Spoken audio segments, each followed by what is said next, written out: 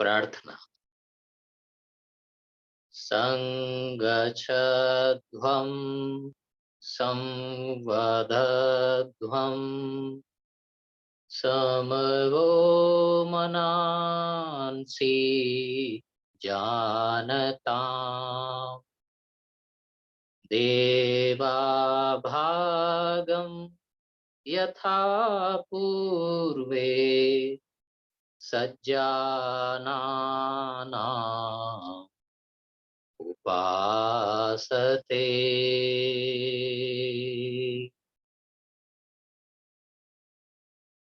हम प्रार्थना करते हैं परमात्मा से कि हम सभी साथ साथ चलें, साथ साथ बढ़ें, मन मस्तिष्क के भाव विचार हमारे परस्पर मिले जुले हों और सभी देवताओं का, सभी पूर्वजों का, सभी संत जनों का हम स्मरण करते हुए उनको नमन करते हैं। सामूहिक रूप से आगे बढ़ने का, विकसित होने का, उपासना करने का संकल्प इस मंत्र में है। तो इसे प्रार्थना के रूप में हम गायन कर सकते हैं अपने सत्र के कक्षा के आरंभ में। एज ए टीचर कहीं भी हम कोई कक्षा शुरू करते हैं। आज पुनः हम ये एक्सरसाइजेस को रिपीट करेंगे ताकि ये क्वेश्चंस का आंसर हमको प्रैक्टिस में आ जाए। अब चूंकि ये किया हुआ है, सेम है, तो अब इसको रिमाइंड करने के लिए, रिमेम्बर करने के लिए प्रैक्टिस करेंगे तेजी से, जल्दी से। जैसे पहला क्वेश्चन है, कौन सी इंद्रिय आकाश को प्रतिनिधित्व करती है? तो इसका आंसर है ईयर्स। ईयर्स जो है पंच तत्वों में से आकाश तत्व से संबंधित है।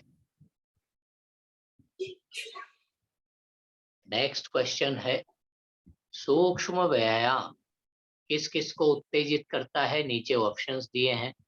एकाग्रता बढ़ती है, श्वासों पर अवेयरनेस बढ़ती है, जॉइंट्स के मूवमेंट बेटर होते हैं। तो ऊपर के सभी ऑप्शंस इसका राइट आंसर, यानी कि फोर्थ वन ऑप्शन। आरोग्य का यौगिक हल क्या है? यानी कि आरोग्य के लिए, हेल्थ के लिए योग में क्या क्या बताया जाता है करने के लिए?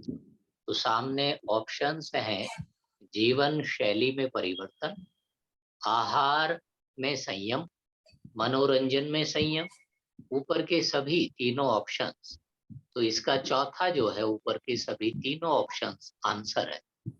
यानी कि यदि हम योग के अनुसार स्वास्थ्य प्राप्त करना चाहते हैं तो हमें मनोरंजन में भी संयम, आहार में भी संयम और जीवन शैली में भी परिवर्तन लाना होगा।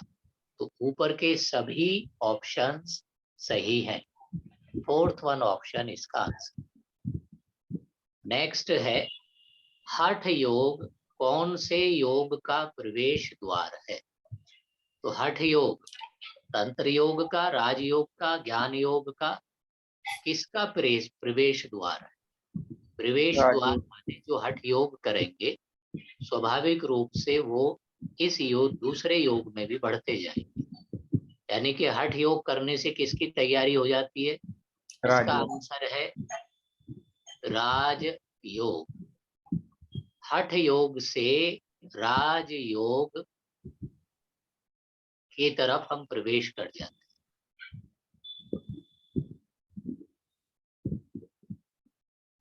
जो योगा टर्म है, संस्कृत में योग जो शब्द है, इसका मूल शब्द क्या है? युज। युज से योग बना है। युज माने जोड़ना, और जोड़ने को ही योग कहते हैं। संस्कृत में युज शब्द से योग बनता है। युज्यते माने जोड़ते हैं या जोड़ना, तो युज इसका आंसर है। आत्मनिवेदन का हाँ, आत्मनिवेदन किसका अंग है? आत्मनिवेदन राजयोग का, ज्ञान योग का, कर्मयोग का या भक्ति योग का? आत्मनिवेदन क्या है? पूजा प्रार्थना करना, अंदर अंदर अपने इष्ट से प्रार्थना। किसका? भक्ति योग। भक्ति योग, राइट। नेक्स्ट है योगा कर्मशु कौशलम। ये किस शास्त्र से लिया है? पतंजलि योग सूत्र से, हठ योग से, भागवत गीता से, योग वशिष्ठ से? भागवत गीता। तो इसका आंसर है भागवत गीता। नेक्स्ट है योग चित्त वृत्ति निरोधा। ये किसका सूत्र है? पतंजलि का, हठ योग का, भागवत गीता या इनमें से कोई नहीं? पतंजलि योग सूत्र। हाँ, योग चित्त वृत्ति निरोधा पतंजलि का सूत्र है, जो कि 12 सूत्र हमारे सिलेबस में है पहले चैप्टर के। तो पहले चैप्टर का दूसरा ही सूत्र है ये, योगश्चित्त वृत्ति निरोध। तो योगश्चित्त वृत्ति निरोधा जो है ये पतंजलि का सूत्र है। तो इसका आंसर है पतंजलि योग सूत्र, यानी कि फर्स्ट वन ऑप्शन इसका राइट ऑप्शन। सांख्य के 2 तत्व तात्विक सिद्धांत क्या है? यानी कि सांख्य किन किन के बारे में बताता है? पुरुष प्रकृति के, आत्म ब्रह्मा के, या जीवात्म परमात्म के? तो सांख्य योग जिसके बारे में बताता है वो क्या है? पुरुष एवं प्रकृति। हाँ, पुरुष और प्रकृति, राइट।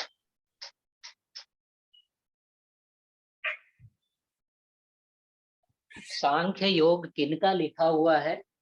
महर्षि कपिल का। कपिल। और इसमें क्या इसके बारे में बताया? पुरुष और प्रकृति। पुरुष का मतलब है आत्मा, प्रकृति का मतलब है तन मन प्राण बुद्धि जीवन जीव जंतु, ये सब प्रकृति। नेक्स्ट है योग ग्रंथ शास्त्रीय अवधि से पहले का है। इनमें से कौन सा योग का ग्रंथ प्री क्लासिकल है, क्लासिकल पीरियड से पहले का है? क्लासिकल पीरियड कहा जाता है पतंजलि के टाइम। पतंजलि लगभग 2500 वर्ष पहले हुए, यानी कि 2500 वर्ष पहले का जो टाइम था वो शास्त्रीय क्लासिकल योगा का टाइम माना जाता है। उसके बाद फिर हठ योग आया, लेकिन पतंजलि योग सूत्र 2000-2500 साल से पहले भी योगा था। तो वो योगा किस में था? उपनिषदों में था। उससे भी पहले था तो वेदों में था। तो इसका राइट आंसर है प्री क्लासिकल पीरियड योगा का कौन सा है? उपनिषद। उपनिषदों में प्री क्लासिकल यानी के शास्त्रीय अवधि के पहले के जो योग का पीरियड है वो है उपनिषद का काल। नेक्स्ट हम इसमें देख रहे होंगे कि ये system controls water and salt balance, यानी कि इनमें से कौन जल और क्षार का संतुलन या नियंत्रण करता है? जल को कौन कंट्रोल करता है? सर्कुलेटरी सिस्टम तो ब्लड से संबंधित है, नर्वस सिस्टम ब्रेन से संबंधित है, रेस्पिरेटरी सिस्टम श्वासों से फेफड़ों से संबंधित है। तो बचा एक्सक्रीटरी सिस्टम। एक्सक्रीटरी सिस्टम माने त्याग करने वाले जो हमारे अंग हैं उनसे संबंधित ये है। जल और क्षार का नियंत्रण एक्सक्रीटरी सिस्टम के द्वारा होता है। तो first one is the right option of this question. Kidneys किस सिस्टम का हिस्सा है? डाइजेस्टिव सिस्टम का, रेस्पिरेटरी सिस्टम का, एक्सक्रीटरी या रिप्रोडक्टिव? एक्सक्रेटरी। हाँ, एक्सक्रीटरी सिस्टम, मलोत्सर्ग यानी कि मल उत्सर्ग के संबंधित किडनीज होती है। फिर है classical yoga in second century started from the period. इससे शुरू होता है, अभी हमने बताया था। क्लासिकल योगा का टाइम है पातंजलि का, ऋषि पातंजलि इसका आंसर। और ऐसे भी पूछ सकता है वो प्री क्लासिकल इनमें से कौन है? तो ऊपर दे दिया श्री कृष्ण भगवान, फिर दे दिया पातंजलि, फिर दे दिया विवेकानंद जी। तो प्री क्लासिकल कौन हो गया इनमें? पतंजलि। प्री माने पहले, पूर्व का। जी जी जी। क्लासिकल से पूर्व तो श्री कृष्ण भगवान श्री फिर कृष्ण। आ जाएगा। ऐसे सरल लेकिन ट्रिकी तरीके से पूछे जाते हैं क्वेश्चन। हठ योग का लिखने वाला या ग्रंथकर्ता कौन है? स्वात्मा रामा। स्वात्मा रामा जो हैं, इन्होंने हठ योग लिखा था, जैसे ऋषि पातंजलि ने योग सूत्र अष्टांग के लिखे।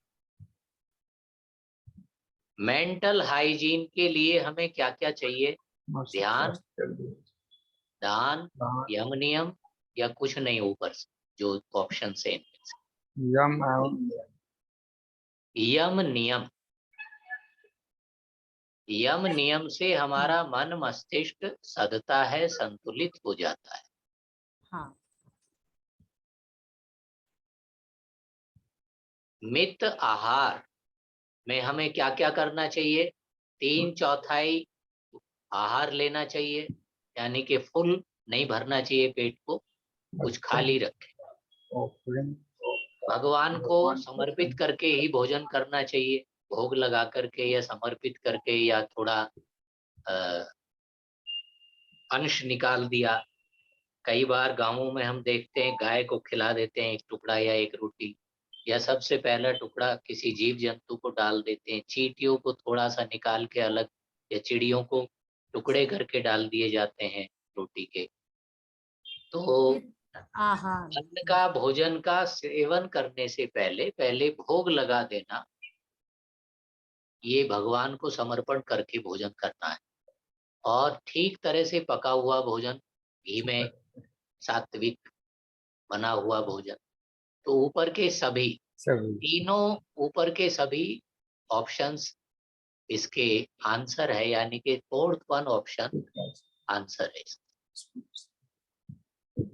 अनादिज व्याधि को हैंडल कर सकते हैं हम कन्वेंशनल मेडिसिन से, ट्रेडिशनल मेडिसिन से, मंत्रास से, ऑल ऑफ अबव। तो इसका आंसर है ऑल अबव, यानी कि सभी से। पूरक क्या है? पूरक माने सांस लेने की क्रिया। हाँ, श्वास लेना पूरक कहलाता है। श्वास का छोड़ना रेचक कहलाता है। रेचक। श्वास लेकर के अंदर रोकना अंतः कुंभक, श्वास छोड़ करके बाहर रुकना बाह्य कुंभक। तो ये एक क्वेश्चन है, लेकिन इसी तरीके के 4 क्वेश्चंस आ सकते हैं। एक क्वेश्चन बता रहा है कि चारों में से कोई भी ऐसे पूछा जा सकता है। अकॉर्डिंग टू योगा स्ट्रेस में क्या क्या हो जाता है? मानसिक असंतुलन हो जाएगा, अनुचित चिंतन क्रिया शुरू हो जाएगी, अति संवेदनशीलता हो जाएगी, यानी कि ऊपर के सभी स्थितियां बन जाएगी। मानसिक असंतुलन भी हो जाएगा, अनुचित चिंतन हो जाएगा, अति संवेदनशील हम हो जाएगा। स्ट्रेस की स्थिति में ऊपर के सभी स्थिति सामने आ जाएगी। मन की अशांत स्थिति को क्या कहते हैं? तो इसका आंसर है क्षिप्त। पहला, क्षिप्त मीन्स मन में उथल पुथल, अस्त व्यस्तता होना। पतंजलि ईश्वर को क्या कहते हैं? पतंजलि योग सूत्र में ईश्वर को वो कहते हैं पुरुष पुरुष विशेष। विशेष। ये ध्यान रखना है। भगवत गीता में परम पुरुष कहा जाता है। ऐसे भी पूछ सकते हैं भगवत गीता में श्री कृष्ण भगवान क्या कहते हैं ईश्वर को? तो वहाँ ईश्वर शब्द नहीं है, वहाँ परम पुरुष है। और पतंजलि योग दर्शन के सूत्रार्थ में पुरुष विशेष है। Evolution of yoga in modern times started from, योग का विकास वर्तमान आधुनिक समय में किनके समय से माना जाता है? तो इसका राइट आंसर है स्वामी विवेकानंद जी, स्वामी विवेकानंद। Vivekananda right option. पतंजलि सभी अवरोधों योग के सभी रोगों को दूर करने के लिए, अवरोधों को दूर करने के लिए पतंजलि किसका जप बताते हैं? ओम का जप। पतंजलि के अनुसार हमें रोग दूर करने के लिए किसका जप करना चाहिए? ओम का ओम का ओम जब का जप। सारे ही आ जाते हैं। हाँ, मंत्र तो सारे ही लाभकारी हैं, लेकिन पतंजलि ने अपने योग दर्शन में विशेष रूप से एक सूत्र में ओम के बारे में जप करने के लिए कहा है। वो ही ये पूछ रहे। नॉन पॉजेसिवनेस यानी कि अस्वात्मकता,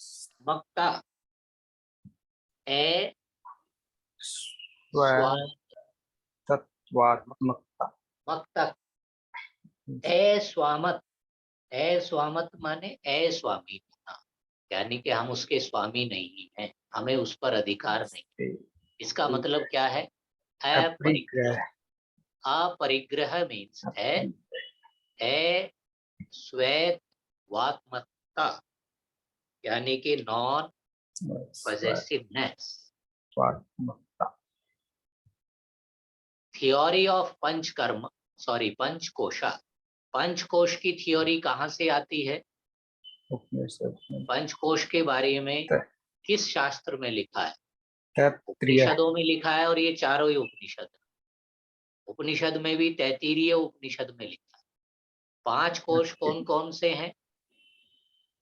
अन्नमय कोश, प्राणमय कोश, मनोमय कोश, विज्ञानमय कोश, आनंदमय कोश। आनंदमय कोश। तो ये तैत्तिरीय उपनिषद के अंदर इनका चर्चा है, इनका वर्णन।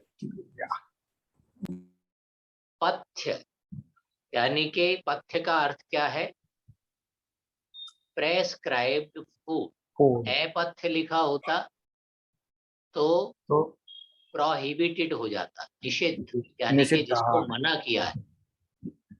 लिखा भी रहता है दीवारों पे, हम कई बार देखते हैं प्रोहिबिटेड एरिया, यानी कि यहाँ घूमना या आना या प्रवेश करना अलाउड नहीं है। प्रोहिबिटेड माने मना किया हुआ है जिसको। प्रेस्क्राइब माने अलाउड है जिसके लिए। तो पथ्य माने डॉक्टर ने कहा है ये खाना है। अपथ्य माने डॉक्टर ने मना किया है ये नहीं करना है, ये नहीं खाना। योग मदद करता है किन किन में? मन को शांत करने में, श्वासों को स्लो करने में, शरीर को विश्राम देने में। तो ऊपर के सभी ऑप्शन सही। All of the above. Yes.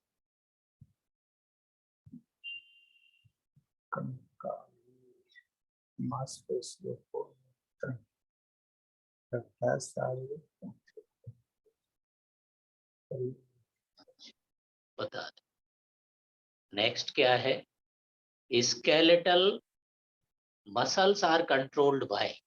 Skeletal muscles किसके द्वारा कंट्रोल की जाती हैं? शारीरिक तांत्रिक प्रणाली। सोमैटिक नर्वस सिस्टम, शारीरिक तंत्रिक प्रणाली। तंत्रिक प्रणाली। Which of the following is not an endocrinal gland? इनमें से एंडोक्राइन ग्लैंड कौन सा नहीं है? सेलिवरी सैलिवरी ग्लैंड, यानी कि बाकी सभी सभी जो है एंडोक्राइन ग्लैंड्स हैं। saliva, सैलिवरी जो है लार, सलाइवा मुख में जो निकलता है वो एंडोक्राइन ग्लैंड नहीं है, वो बहिर्ग्रंथि बहिर्स्रावी ग्रंथि है, यानी कि शरीर के अंदर अंदर अंदर उसका स्राव नहीं होता, नहीं शरीर के होता। बाहर भी उसका स्राव होता है, इसलिए इसको बहिर्स्रावी ग्रंथि कहते नीचे की कौन सी हैं। पर्सनैलिटी का व्यक्तित्व को आने दे। पर्सनैलिटी का मतलब या पर्सनैलिटी से संबंधित शब्द कौन सा है ग्रंथों में? पर्सनैलिटी माने गुण है या स्वभाव है या दोष है? स्वभाव, पर्सनैलिटी माने गुण भी होता है। स्वभाव, राइट। स्वभाव, कंसेप्ट ऑफ डिजीज, व्याधि की डिजीज के बारे में कहाँ बताया गया है? वैसे सभी में चर्चा है, लेकिन विशेष एक्सप्लेन किया गया योग योग। वशिष्ठ, फिलॉसफी यानी कि तत्व ज्ञान का संस्कृति, शब्द क्या है? भारतीय संस्कृति में तत्व ज्ञान को क्या कहते हैं? योग दर्शन, कहते हैं, दर्शन, सांख्य, उत्तर मीमांसा क्या? तो दर्शन कहते हैं। फिलॉसफी को तत्व ज्ञान कहते हैं, या इसी का दूसरा शब्द है दर्शन। दर्शन, फिलॉसफी कहिए, तत्व ज्ञान कहिए या दर्शन कहिए, एक ही बात। धारणा, ध्यान, समाधि तीनों को एक साथ हम रख देते हैं तो ये संयम कहलाता है। धारणा, ध्यान, समाधि तीनों संयम कहलाते हैं। और यदि ये आता कि तपः और ईश्वर प्राणिधान, तप, स्वाध्याय, ईश्वर प्राणिधान, तीनों को क्या कहते हैं? तब क्रिया योग। जी, ये ध्यान रखना है, इसकी जगह ये भी पूछ सकता है तप, स्वाध्याय, ईश्वर प्राणिधान तीनों को एक साथ किया जाए तो क्या होता है? कहलाता है क्रिया योग। नियम के बहिरंग और अंतरंग योग के बीच में ब्रिज का काम कौन करता है? प्रत्याहार, प्रत्याहार। प्रत्याहार बहिरंग योग अंतरंग योग को जोड़ने का काम करता है। यम, नियम, आसन, प्राणायाम, तब प्रत्याहार बीच में आता है। प्रत्याहार के बाद अंतरंग योग, धारणा, ध्यान, समाधि तीन आते हैं। ऐसे भी पूछ सकते हैं अंतरंग योग में कौन से तीन अंग हैं? धारणा, ध्यान, समाधि। जी। नेक्स्ट है हड्डियों को और मांसपेशियों को कौन जोड़ता है? यानी कि हड्डियों और मांसपेशियों टेंडन, का जो कनेक्शन करता है वो करते हैं टेंडन्स। और मसल्स को मसल्स से जो कनेक्शन करता है वो है ligaments. Central themes of all Upanishad, सभी उपनिषदों में मुख्य रूप से क्या विषय है? योग। योग। योग इसका आंसर है उपनिषदों के अंदर। देखिए सरल है, इसमें ऐसा लग रहा है मंत्र, मंत्र तो सभी में, भाई उपनिषदों में मंत्र ही है तो मंत्र ही लिख, लेकिन इसमें है कि उपनिषदों का केंद्रीय विषय क्या है? योग है। उपनिषदों में मुख्य रूप से हम क्या अध्ययन करते हैं? योग के बारे में अध्ययन। हठ योग प्रदीपिका के अनुसार सभी प्रकार की बीमारियों को, व्याधियों को दूर करने के लिए क्या करना चाहिए? प्राणायाम करना चाहिए। प्राणायाम।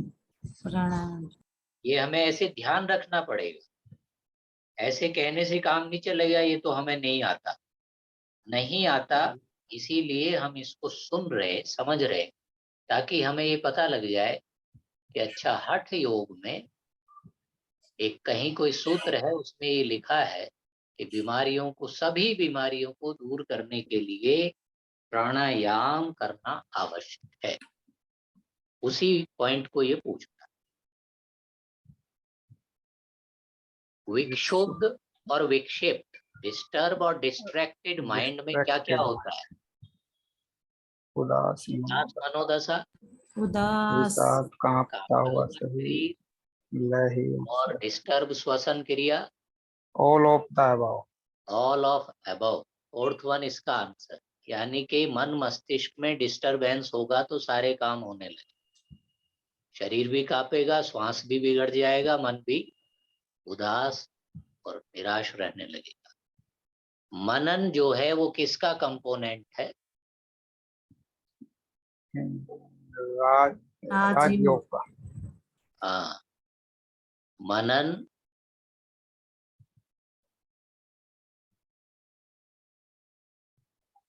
राजयोग का कंपोनेंट है। Which are the parts of central nervous system? यानी कि सेंट्रल नर्वस सिस्टम में कौन कौन सी चीजें आती हैं? केंद्रीय तंत्रिका ब्रेन और स्पाइनल कॉर्ड। मस्तिष्क एवं मेरुदंड। हाँ, मस्तिष्क है स्कल के अंदर, कपाल के अंदर, सर के अंदर, मस्तिष्क और मेरुदंड यानी कि स्पाइनल कॉर्ड ब्रेन का ही टेल है, ब्रेन का ही एक हिस्सा रीढ़ के अंदर लटका केंद्रीय रहता है। तांत्रिक तंत्र उससे फिर नर्व्स, एवं गैंग्लियंस निकलते हैं, गैंग्लियन से नर्व्स निकलती हैं, और नर्व्स फिर जड़ों की तरह प्राइमरी नर्व्स में से सेकेंडरी, सेकेंड में से टर्शरी, और फिर जगह जगह को चली जाती है। तो ऐसे ब्रेन और स्पाइनल कॉर्ड को हम सेंट्रल नर्वस सिस्टम कहते हैं। षट क्रिया का मतलब किससे है? त्रिदोषा त्रिदोष। षट क्रिया किसको संतुलन करता है? त्रिदोषा। हार्मोन्स ऐसे केमिकल हैं जो नियंत्रण करते हैं। क्या क्या नियंत्रण करते हैं? All of above. ग्रोथ भी, मेटाबॉलिज्म भी, सेक्सुअल डेवलपमेंट भी, सेक्सुअल सभी ये development control. All of the हठ योग प्रदीपिका किस पर जोर देता है? हठ योग प्रदीपिका शरीर के शुद्धिकरण शरीर का शुद्धिकरण। इसका आंसर।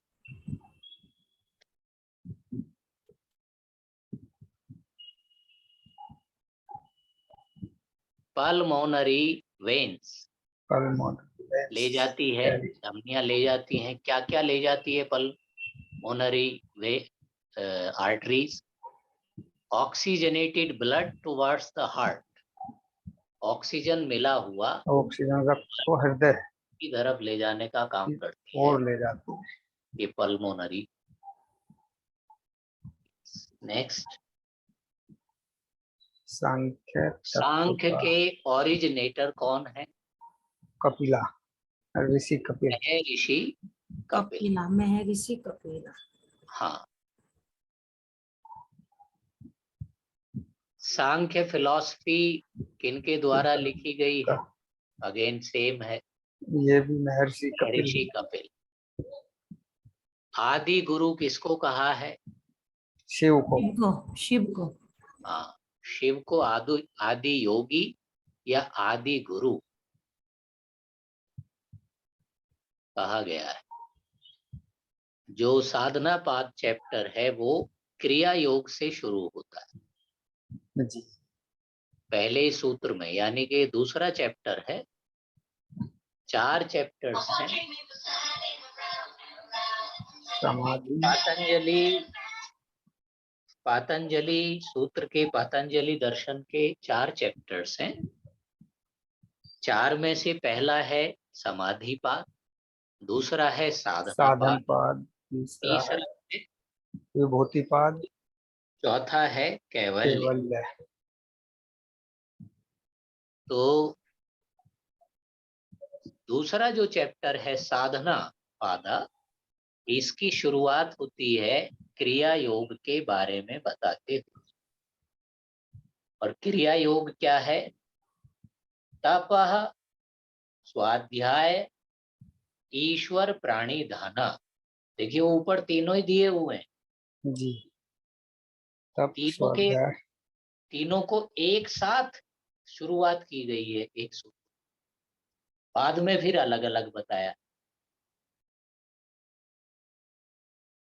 संस्कृत शब्द वेद, संस्कृत में वेद का अर्थ क्या है? जानना। वेद माने जानना, देखना, सुनना। तो वेद माने होता है जानना। The path of will power, will power मनोबल का का जो मान, योगा है वो क्या है? राजयोग। राज योग। योगा। योग। गैरंट संहिता में शुद्धिकरण को क्या कहा है? घट शुद्धि। घट शुद्धि। घट माने घड़ा, शरीर को घट रूप माना है, यानी कि बर्तन की मजाई जैसे की जाती है ऐसे ही घट शुद्धि आवश्यक है, गैरंट संहिता ऐसा कहती। तंत्र योग का समय कब का है? वेद युग से वेदों के पहले का? नहीं, तंत्र वेद तो शुरू की चीजें हैं। वेद के टाइम का? वेद नहीं। पारंपरिक क्लासिकल पारं- पीरियड? पारंपरिक क्लासिकल योग। पीरियड। नहीं। पोस्ट क्लासिकल, क्लासिकल के बाद का? जी। यस। तो तंत्र योग जो है वो पोस्ट क्लासिकल है, यानी पोस्ट कि क्लासिकल। जी। पतंजलि के बाद का है, क्लासिकल पीरियड के बाद का। हाँ जी, हाँ जी। फिजियोलॉजिकल रेस्पॉन्स क्या क्या होता है तनाव में? ब्लड प्रेशर बढ़ जाएगा, पसीना आएगा, दिल की धड़कनें बढ़ जाएंगी, ऊपर जो सभी हैं होने ऑल लगी। The about. तो ऊपर के सभी ऑप्शंस इसका आंसर है, यानी कि चौथा जो ऑप्शन है that is the right option. According to Patanjali, अभ्यास और वैराग्य से हमें क्या लाभ होता है? मन का प्रतिरोध, यानी कि योगश्चित्त वृत्ति निरोधा। रोधा, निरोधा, प्रतिरोधा एक ही मतलब है इसका। जी। मन का संतुलन, मन पर दबाव आदि तो हम करते ही नहीं है। मन के, मस्तिष्क के, चित्त की वृत्तियों का निरोध करते हैं, यानी कि रेस्ट्रेनिंग ऑफ माइंड हो जी। जाता है अभ्यास और वैराग्य से, पतंजलि के अनुसार। आसनाओं का, आसन का क्या लाभ है? आसन करने का अंतिम परिणाम क्या होता है? दृढ़ता, सहजता, आराम, द्वंद्वों से आराम। मुक्ति। द्वंद्वों से मुक्ति, फ्रीडम फ्रॉम कॉन्फ्लिक्ट्स। पिंगला नाड़ी हठ योग, से किसका संबंध है? पिंगला नाड़ी सकारात्मकता, पॉजिटिव फोर्स से संबंधित, पॉजिटिव, ईड़ा नाड़ी नेगेटिव सोर्स, नेगेटिव से। Negative force, negative energy, negative charge. ऐसे भी वो पूछ सकता है पिंगला नाड़ी का संबंध है, फिर नीचे लिख दिया सूरज, चंद्रमा, पृथ्वी या आकाश, ऐसे कुछ भी लिख दिया। सूरज से, सूर्य से। सूर्य नाड़ी से, सूर्य नाड़ी है तो सूरज से सब, सूर्य से सब। ऐसे ये सरल लेकिन ट्रिकी क्वेश्चंस रहते हैं। ज्ञान योग में सबसे पहले क्या आता है? श्रवण। श्रवण। श्रवण नहीं, श्रवण। श्रवण। हाँ, श्रवण। श्रवण। श्रवण। श्रवण माने सुनना। सबसे पहले हम सुनेंगे, तभी उस बारे में जिज्ञासा होगी, तभी उस बारे में हम चिंतन करेंगे, तभी उसके बारे में मनन करेंगे। सप्तांग योग किसने बताया है? अष्टांग योग तो ऋषि पातंजलि ने बताया है। हठ योग स्वामी आत्माराम ने बताया है, स्वात्माराम। घैरंड गोरक्ष संहिता का मतलब भी हठ योग से ही है। तो घैरंड संहिता सप्त योग के बारे में बताती है। अष्टांग योग पतंजलि और सप्तांग योग, सप्त माने सात। जी। जैसे 8 अंगों का जो योग है अष्टांग योग, ये पतंजलि का, ऐसे ही सप्त अंगों का जो योग है सप्तांग योग, वो ऋषि घैरंड का है। साइकोलॉजिकल कॉन्फ्लिक्ट्स किस कारण होते हैं? गलत हैबिट्स के साथ कारण, गलत संग के अनुरक्ति वृत्ति या किसी और प्रकार, किसी भी चीज में, किसी भी व्यक्ति या किसी चीज में आपको अटैचमेंट है या आप उससे बचते हैं, भागते हैं, यानी कि ऑल ऑफ द अबव। किसी चीज से द्वेष करते हैं, बचते हैं, दुखी हो जाते हैं और वो चीज या वो व्यक्ति आपके सामने बार बार आए तो आपका मन मस्तिष्क डिस्टर्ब होना शुरू हो जाएगा। तो इसका अर्थ क्या है कि मनोवैज्ञानिक द्वंद, ऑल ऑफ अबव, ऊपर के सारे रीजंस जब हो जाते तब शुरू होता है। चित्त से mind, body, spirit, mind, body, spirit के लिए ऊपर के सभी ऑप्शंस हमें जी, बॉडी के लिए योगासन और माइंड को साधने के लिए प्रार्थना जप आदि और अंतरात्मा परमात्मा के लिए प्रार्थना। जी गुरु जी। तो ये इसके इस प्रकार से आंसर्स। और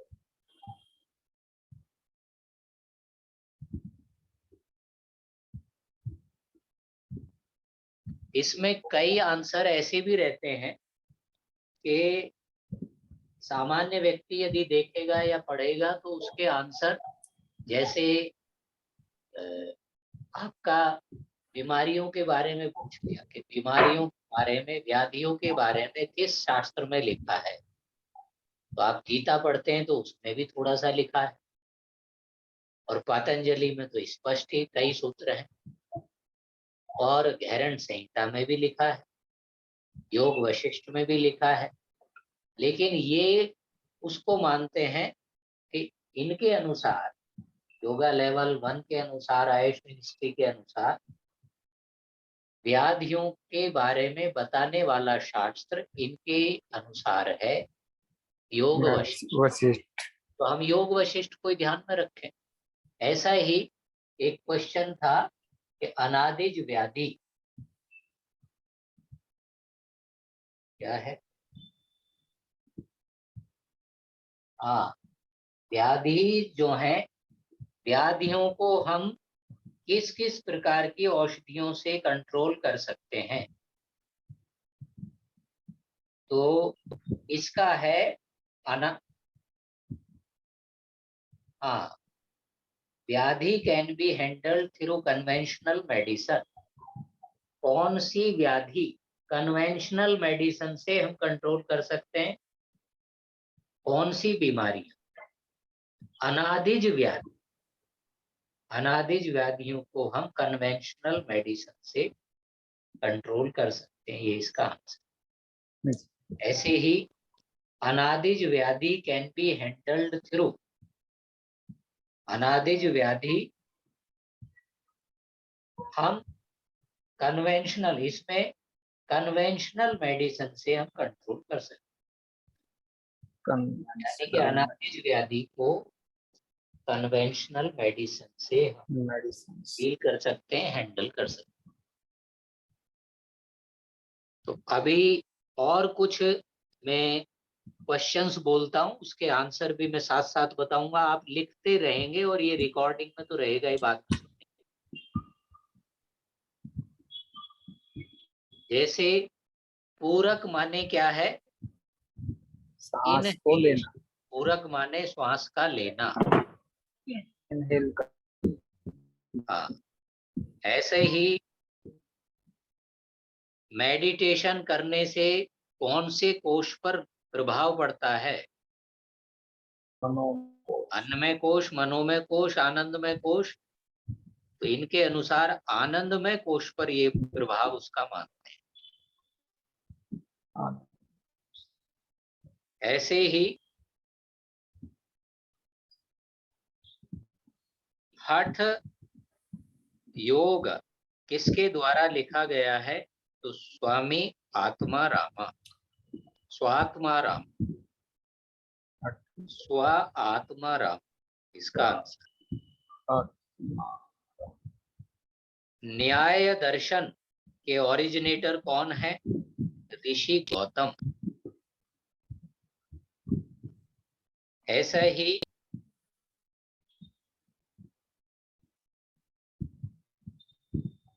योगा जो है कौन से दर्शन पर आधारित है? उपनिषद। सांख्य दर्शन पर आधारित। अच्छा, ऐसे हम ध्यान रखेंगे, योगा जो है, योगा की फिलॉसफी सांख्य दर्शन पर आधारित। और सांख्य दर्शन किसने लिखा है? ऋषि कपिल ने। और उसमें किसके बारे में लिखा है? पुरुष और प्रकृति के। पुरुष माने है आत्मा, प्रकृति माने है तन प्राण मन बुद्धि इंद्रियां जीव जंतु पेड़ पौधे जगत, ये सब प्रकृति। तो पुरुष माने आत्मा, प्रकृति माने ये सारा कुछ जो हमें दिखाई देता। तो पुरुष और प्रकृति के बारे में, यानी कि आत्मा के और आत्मा के अलावा जो कुछ ये सब जगत व्याप्त है, इसके बारे में लिखा है ऋषि कपिल ने अपने शास्त्र। कौन से शास्त्र के अंदर? सांख्य दर्शन के अंदर पुरुष और प्रकृति के बारे में ऋषि कपिल।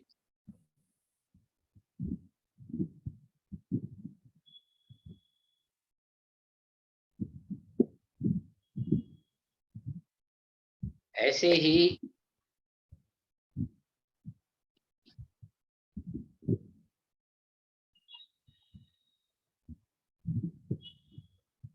एक क्वेश्चन है कि इड़ा नाड़ी का संबंध किससे है? इड़ा नाड़ी माने लेफ्ट साइड, अर्थात चंद्र नाड़ी, यानी कि चंद्र से, शीतलता से।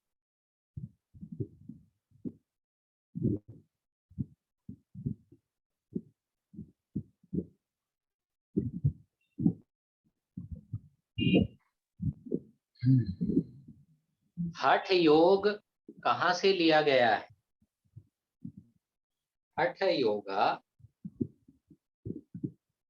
तंत्र योगा से लिया गया, यानी कि तंत्र योग से हठ योग निकला है। और हठ योग यदि आप करेंगे तो राजयोग की आपकी तैयारी हो जाती है। इसका अर्थ है तंत्र योग, हठ योग, राजयोग, ये सब आपस में अंदर अंदर कुछ मात्रा में इंटरकनेक्टेड है, इंटर रिलेटेड। इनकी प्रक्रियाएं कुछ थोड़ा थोड़ा डिफरेंट भी हैं, कुछ प्रक्रियाएं कॉमन हैं, मिलती जुलती हैं।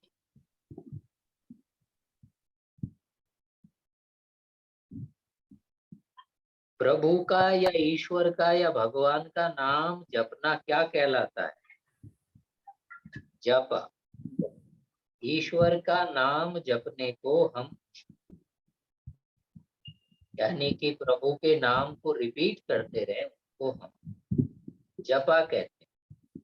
मन मन में अंदर जप करने को ए जपा जप कहते हैं। ए जपा जप।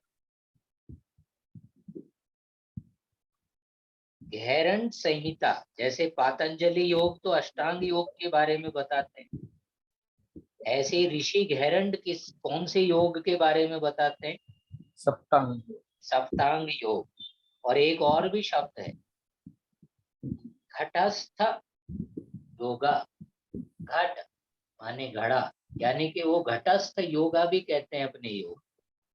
सप्तांग योग कहिए या घटस्थ योगा, ये शब्द घड़े की तरह। घटस्थ। षट कर्म से क्या लाभ होता है? षट कर्म से बॉडी का, शरीर की शुद्धि होती है। शुद्धि होता है, शरीर बॉडी का शुद्धि होता है, शरीर का शुद्धिकरण। ऐसे ये कुछ क्वेश्चंस हैं जो हमने अभ्यास किए हैं। और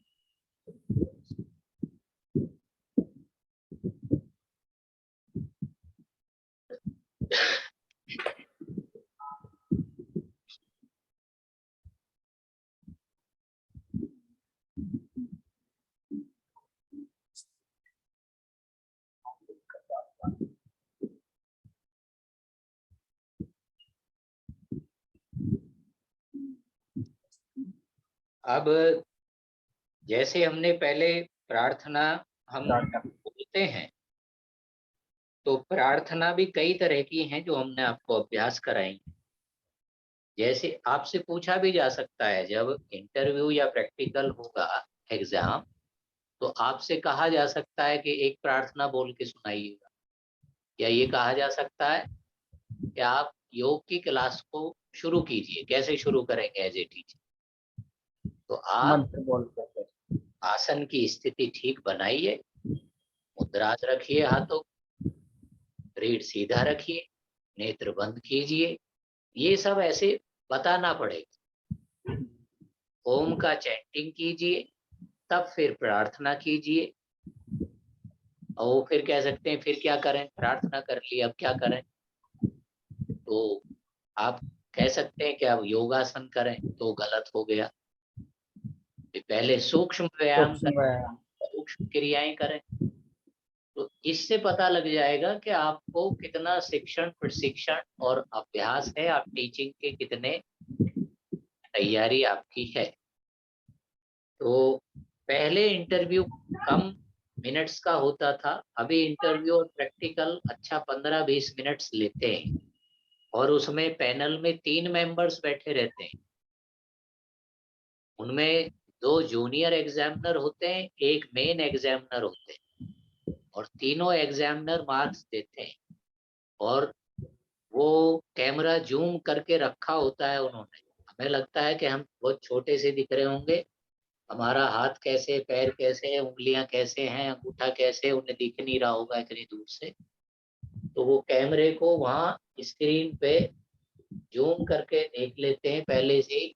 अलग अलग कैमरे की स्थिति रहती है उनकी। वो सिस्टम इस तरीके का है कि वो एक स्क्रीन पर आपके बैक साइड का दिखाई देगा, तो दूसरे स्क्रीन पर आपके सिर का या फिंगर्स का या हैंड्स की या चेहरे की पोजीशन दिखाई देगी।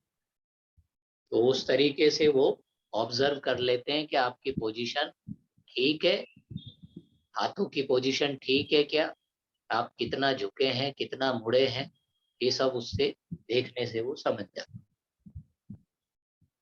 दूसरा क्या है, इंटरव्यू में एग्जाम के समय आप जो चीज आती है उसे ठीक से बताइए, जो चीज नहीं आती है उसे मना कर दीजिए। उसमें टाइम खराब नहीं करना, बहकाने की कोशिश नहीं करनी। तो उससे भी पता लगता है कि आप ऑनेस्ट हैं, आप अननेसेसरी टाइम खराब नहीं करते हैं, और आपको पता है कि मैं क्या जानता हूँ क्या नहीं जानता। जो नहीं जानते उसको बताना या ये कोशिश करना कि इसको मैं भूल गया हूँ या मैं जानता था, या बताने की कोशिश करना, वो जरूरी नहीं है। कोई चीज हमें आती है उसे बताइए, कोई चीज नहीं आती है उसे आप बेधड़क साहस के साथ सॉरी कहिए कि या मैंने ये पढ़ा है लेकिन इस समय मुझे याद नहीं आ रहा है। ऐसे बताने से और जरा अच्छा लगे कि हाँ चलो पढ़ा है लेकिन भूल गए। ऐसा होता है, स्वभाव है हमारा।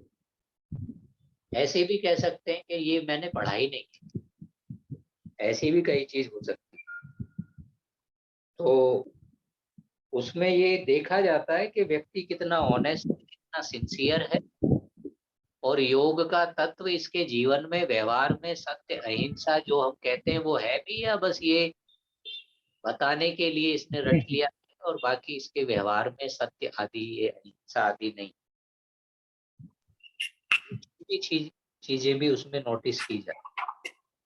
तो प्रार्थनाओं में जैसे हमने प्रार्थना हम कर सकते हैं, ओम के बाद सिंपल गायत्री मंत्र का चैंटिंग कर सकते हैं। ओम भूर्भुवः स्वः तत्सवितुर्वरेण्यं भर्गो देवस्य धीमहि धियो यो न प्रचोदयात्। प्रचोदयात्। ये भी अपने प्रचोदया नहीं है, दया। प्रचोदयात्। हाँ, प्रचोदयात् आधा तय है बात। जी। दयात भी नहीं बोला जाएगा और दया भी नहीं बोला जाएगा। पर प्रचोदयात्। हाँ, हल्का सा तय आएगा, बहुत मामूली। तो गायत्री मंत्र को प्रार्थना के रूप में कर सकते हैं या प्रार्थना के रूप में गा सकते हैं। सर्वे भवन्तु सुखिनः, सर्वे सन्तु निरामया, सर्वे सर्वे भद्राणि पश्यन्तु, मा कश्चित् दुख भाग भवेत्। या प्रार्थना के रूप में दूसरा भी मंत्र बोल सकते हैं।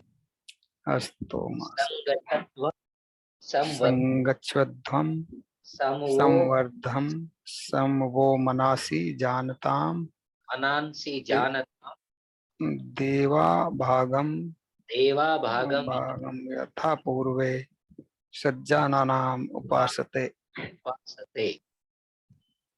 या प्रार्थना के रूप में हम ओम अस्तो तो मा मा सद्गम्या तमसो तमसो मा ज्योतिर्गम्या मृत्युर्मा ज्योर्मा अमृतम गम्या। और सत्र समाप्त करते हैं तो लास्ट में हम क्या बोलेंगे? ओम शांति ही शांति, शांति ही शांति। समाप्त कर सकते हैं। या हम ओम सर्वे भवन्तु सुखिना वाला मंत्र भी बोल सकते हैं। और विशेष रूप से अंत में हम ओम देव शांति अंतरिक्ष दोम शांति वाला मंत्र बोले, या फिर ओम पूर्णमदः पूर्णमिदं पूर्णम इदम मुच्यते पूर्णम पूर्णस्य पूर्णमादाय पूर्णमेवावशिष्यते, ये बोल सकते। अवशिष्यते। प्रैक्टिकल में आपसे कहा जा सकता है सूर्य नमस्कार करके दिखाइए। सूर्य नमस्कार के जो पोजीशन है, आसन है, उनके नाम भी बताते रहिए। या सूर्य नमस्कार के 13 मंत्र होते हैं, वो मंत्र भी आपसे सुने जा सकते हैं। ओम मित्राय नमः, रवे नमः, शंकर भाई। ऐसे ही ये कहा जा सकता है कि योगश्चित्त वृत्ति निरोधः किसका मंत्र है या कहाँ से, ऐसे पूछा जा सकता है। या ये कहा जा सकता है श्रीमद् भागवत गीता के अनुसार योग की परिभाषा बताओ।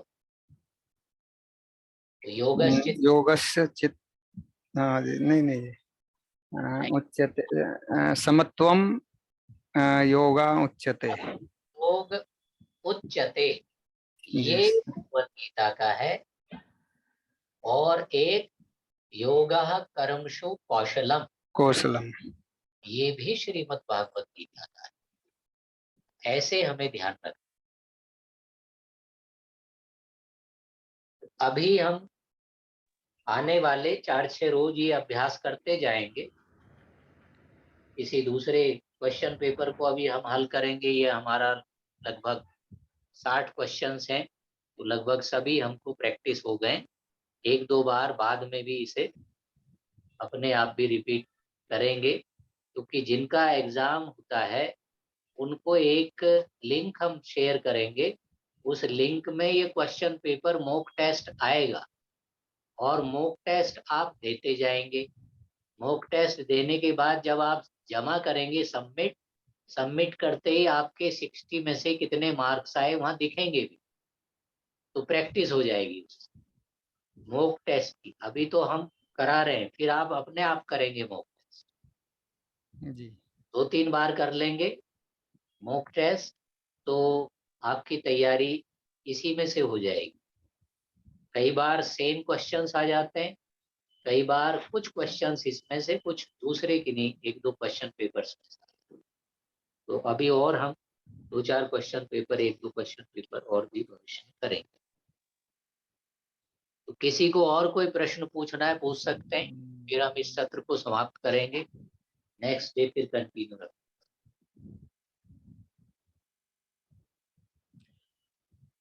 अभी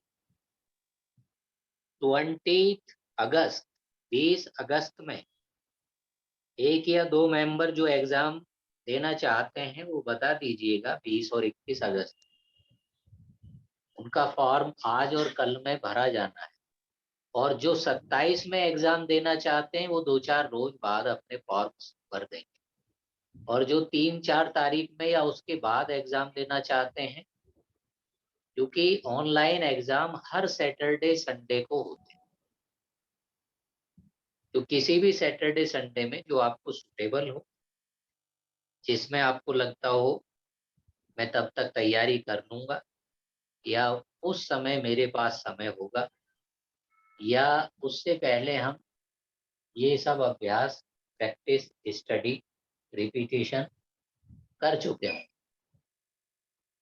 तो किसी का कोई डाउट है या प्रश्न है तो आप पूछ सकते गुरुजी नमस्ते। हैं। हाँ जी। गुरुजी मेरे पैर में फ्रैक्चर आया हुआ है, तो मैं कब एग्जाम दे सकता हूँ? मतलब इस हाँ, महीने तो ये रहेगा ही। आपने इन्होंने भी बताया था, हमें राजेश जी ने जी जानकारी।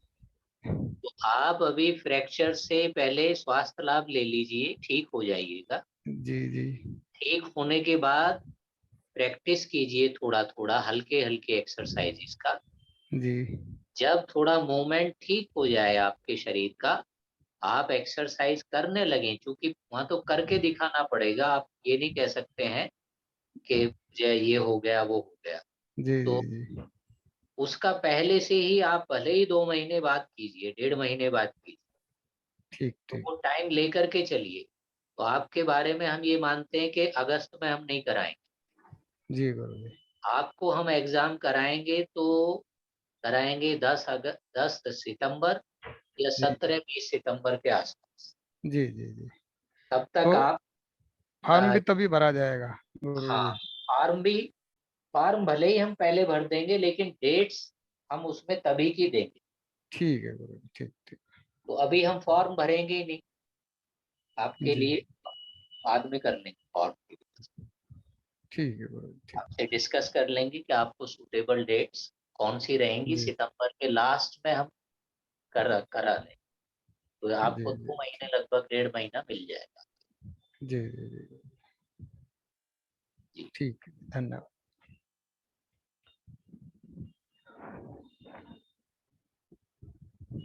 तो अभी हम इस सत्र को समाप्त करेंगे, वाइंड अप करेंगे।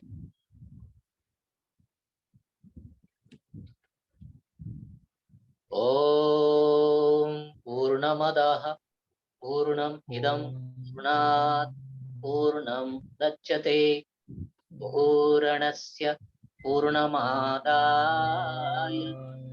पूर्णमेव अवशिष्यते। ओम शांति शांति शांति। नमस्ते। थैंक नमस्ते गुरुजी।